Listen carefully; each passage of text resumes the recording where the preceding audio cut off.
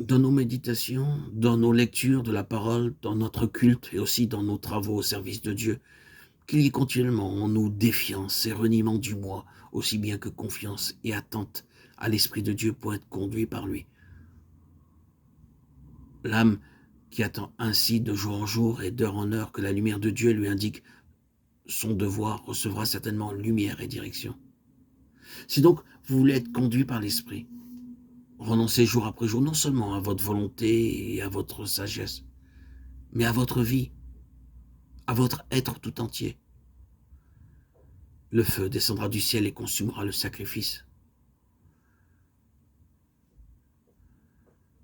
Ce n'est pas seulement la chair vouée au péché qui fait obstacle à l'esprit, c'est encore et surtout la chair qui cherche à servir Dieu. L'Écriture nous dit que pour discerner la voie de l'esprit, il faut dépouiller le corps des péchés de la chair, ce qui est la circoncision de Christ, Colossiens 2:11.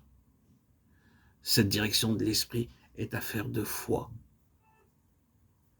et ceci de deux manières. La volonté et la sagesse de la chair sont à redouter. Il faut les crucifier et le renier. Il faut fermer l'oreille à toute voix de la chair et de sa sagesse, soit qu'elle s'élève en nous-mêmes, soit qu'elle vienne de la part de ceux qui nous entourent.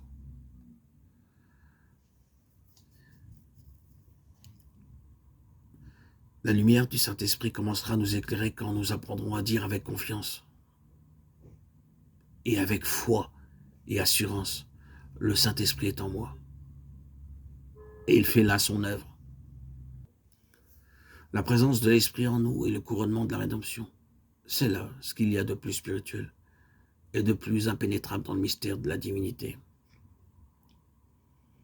C'est donc ici plus que jamais que la foi est nécessaire.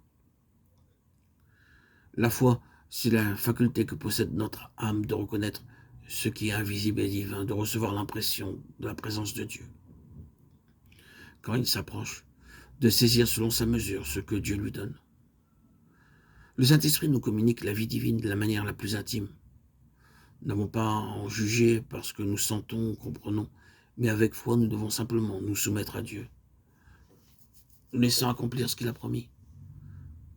C'est la foi qui nous fait réfléchir et adorer, qui nous fait prier et nous confier chaque jour de nouveau, qui dispose notre âme à recevoir avec adoration et action de grâce cette parole du Seigneur. Il sera en vous. Jean 14, 17. C'est la foi qui nous permet de nous dire avec assurance et joie, le Saint-Esprit, la vertu de Dieu habite en moi. Et je puis compter sur lui pour me conduire selon qu'il le jugera bon.